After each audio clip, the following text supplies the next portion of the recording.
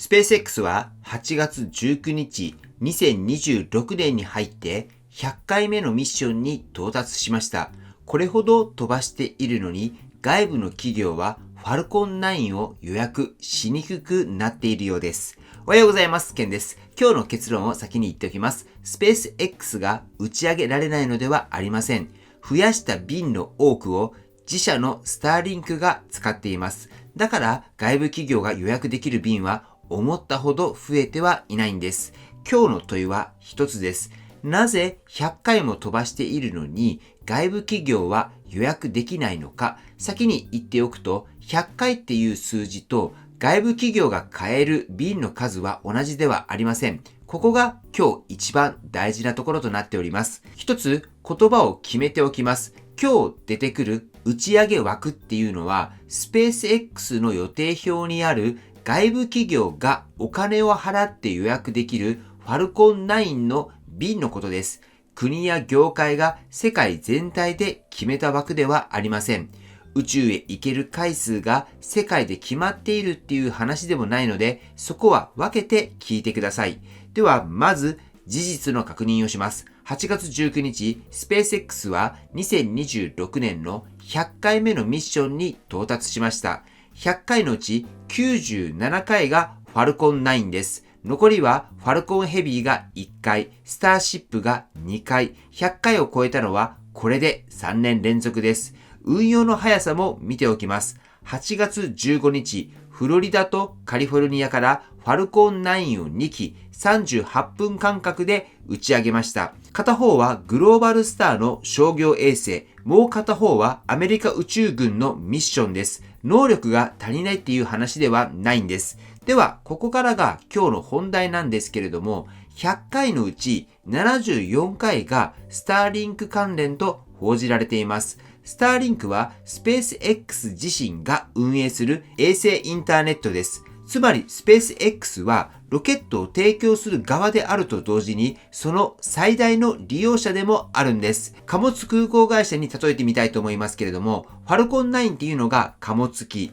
衛星が荷物でスペース X が貨物空港会社です。外部の衛星会社は荷物を運んでほしいお客さんです。スターリンクはその航空会社が自分で運びたい自社商品です。年間100便を飛ばしても74便を自社商品に使えばお客さんが100便すべてを予約できるわけではないんです。ここわかりますか？つまりスペース X はほとんどを自社商品に使っているわけなんですね。ここをもっともっと他社の商品に置き換えていけば、やはりその分売り上げっていうのも上がっていくと思うんですけれども、今現在はスペース X はほとんどスターリンク関連の打ち上げに使っているという状況なんです。ただし、今の例えっていうのは理解を助けるための例えなんですけれども、実際には発射台、機体、上段、回収する船、衛星との接続作業、軌道、天候、関係機関との調整、どれか一つが揃わなければ、便っていうのは飛ばないんです。そしてもう一つ大事な点があります。スターリンク以外の26回も全てが一般の衛星企業向けではありません。政府の仕事、軍のミッション、人を宇宙へ送る飛行、試験の飛行、外部の衛星会社が実際に買える便は26回よりもさらに少なくなっています。では、ここではっきりさせておきます。スペース X にとってスターリンクを優先すること自体は悪いことではありません。むしろ経営としては極めて合理的です。なぜそう言えるのか、これは収益の構造を見ると分かってきます。外部企業の衛星を運ぶと得るのは主に打ち上げ料金です。1回運んでそこで終わります。確かにここで売上っていうのは発生するんですけれども、1回ポッキリなんです。しかし、スターリンクを運ぶとどうなるのかっていうと、その先に通信サービスの契約っていうのが生まれてくるんです。毎月継続して収益が入る可能性もあります。自社のロケットで自社の通信網を広げられる、これが垂直統合の強みなんです。同じことを外部の衛星会社の側から見てみたいと思いますけれども、希望する時期にファルコン9を予約しにくい、衛星の打ち上げが遅れる、サービスの開始も事業の立ち上げも遅れる、そしてスペース X への依存度がさらに高まっていきます。ここで一つ押さえておきたい事実があります。スペース X は上場時の目論見書で自社の荷物を優先する場合があると明記しています。隠れて行われることではなく、投資家に先に告知されている方針なんです。善悪の話ではなく、構造の話だということがここではっきりします。では、別のロケットを使えばいいのではないか。ロケットを持つ会社は他にもあります。ユナイテッド・ローンチ・アリアンス、ブルーオリジン、ロケット・ラブ、アリアンスペース、日本の三菱重工業。ただ、そう話っていうのは単純ではないんです。ロケットごとに条件が全く違うんです。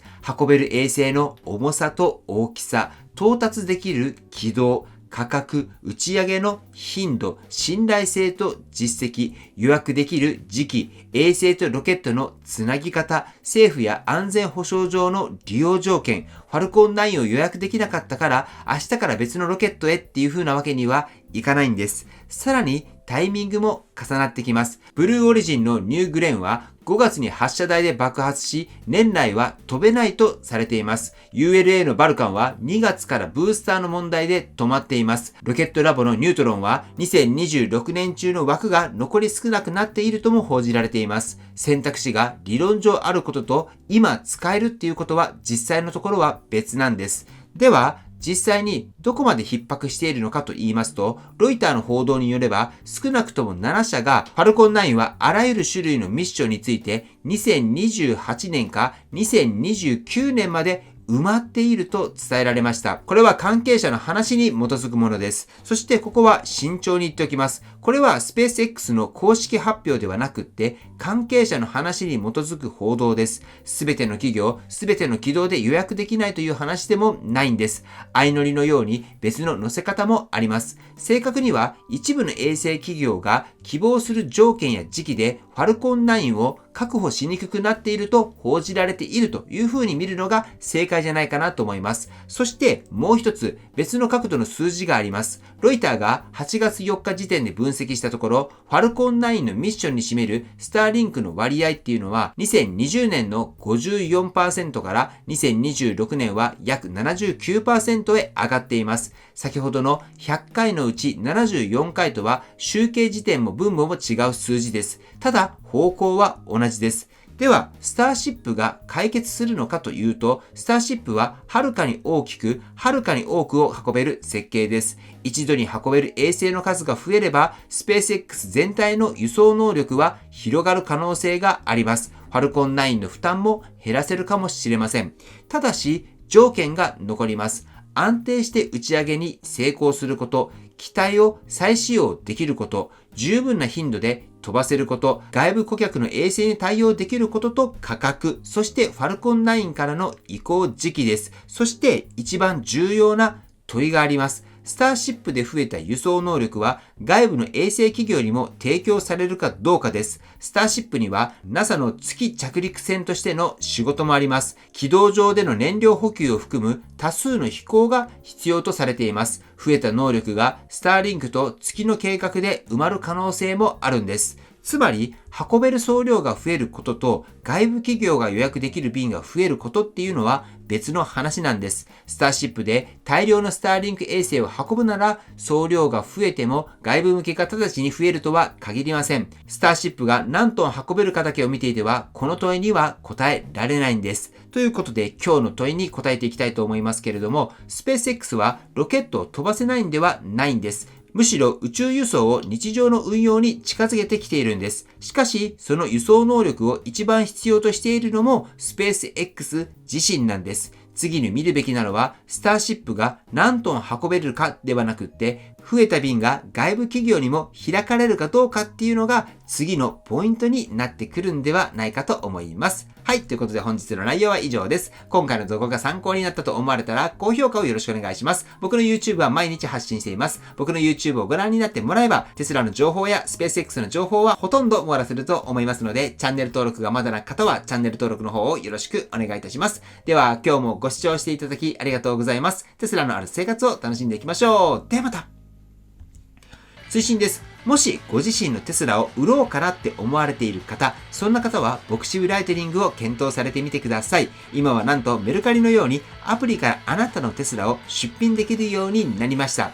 新しいテスラや EV への買い替えを考えていらっしゃるなら、まず出品してみてはどうでしょうか。ボクシブライトニングのアプリについては、詳細を概要欄でご確認ください。はい、ということで本日も最後までご視聴していただきありがとうございます。素敵な一日をお過ごしください。ではまた。